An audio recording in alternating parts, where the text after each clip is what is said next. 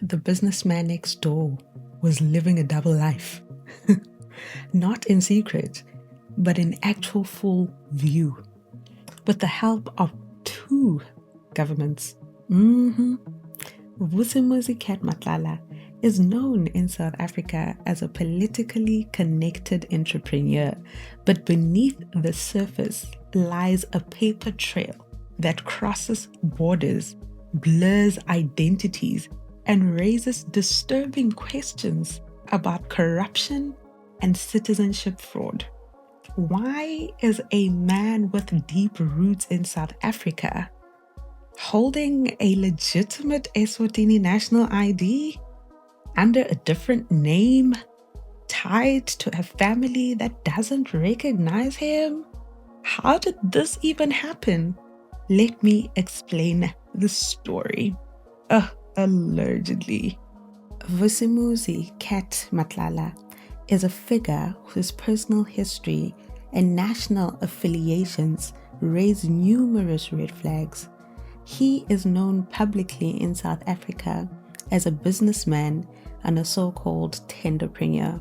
This is a term that is often associated with individuals who benefit from politically connected government contracts.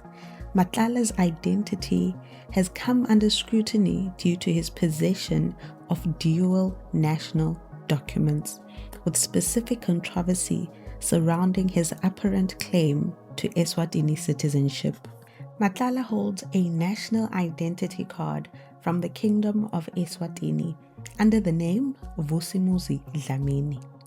The ID document bearing the number 7605286110 lists his residence as Motshane, a rural area near Eswatini's capital, Mbambane.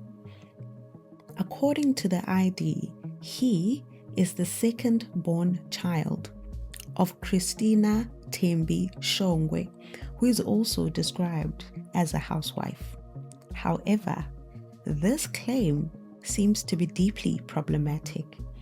Shongwe is known to have a second-born child, and that person is definitely not Matlala. This inconsistency has caught the attention of authorities in Eswatini, where citizenship and national documentation are stringently controlled. The country's Home Affairs regulations require an unabridged birth certificate proving both biological parents are Eswatini, citizens of Eswatini, for anyone to be registered as a citizen. This raises very serious concern, and one of three questions we could ask is, was Matlala fraudulently registered using another person's familial details? The second question could be, was there internal collusion to create or falsify national records in Eswatini? The third and last question I would like to ponder on is, why would a South African businessman with established ties, guys, in the private and public sector need or ever want an Eswatini ID? It just seems to not make sense. So despite the discrepancy in his personal background, the photograph on the Eswatini ID unmistakably matches Matlala's public image, and this is seen in various South African news reports and other social media platforms, as we've recently seen. This visual alignment strongly obviously suggests that the ID was not fabricated by the third party, but rather obtained or sanctioned at some level, possibly maybe under a false name or a falsified familial links, we don't know. The quality and clarity of the photo That on its own suggests that the ID was issued in recent years, possibly maybe to enable cross-border transactions, or maybe shield certain activities from South African oversight. The dual identity now raises broader questions about border security, about citizenship fraud, and obviously about corruption networks that are operating between these two countries, South Africa and Eswatini. If Matlala can successfully secure an official ID in Eswatini using false familial ties, this unfortunately points to either systemic flaws or corrupt facilitation within Eswatini's Department of Home Affairs. This on its own could have very serious implications for the following. It has serious implications for law enforcement that are investigating in both countries.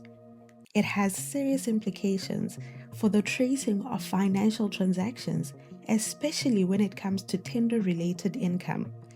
Thirdly, it has serious implications when it comes to the tax obligations and the assets that must be declared.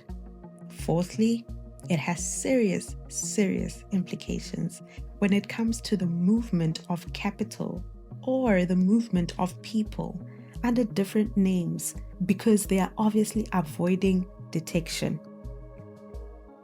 This becomes a problem because we can now possibly conclude that the case of Vusimuzi Matlala illustrates how influential individuals may easily manipulate national systems to serve private or concealed interests. This Eswatini ID controversy not only questions his integrity, but may also form a critical link when it comes to the ongoing investigations into this corruption, into this identity fraud, and the abuse of bilateral governance systems between South Africa and its neighboring countries. As investigative pressure continues to mount in South Africa, further revelations about this acquisition and this use of alternate identity may potentially prove pivotal in unveiling deeper layers of influence and layers of misconduct. The question we must now ask ourselves is Vusimuzi Matlala just a savvy businessman with connections? Or maybe he could be the poster child for how powerful individuals game the system on both sides of the border? Maybe. As investigations deepen and authorities begin to unravel the threads, one thing is definitely clear.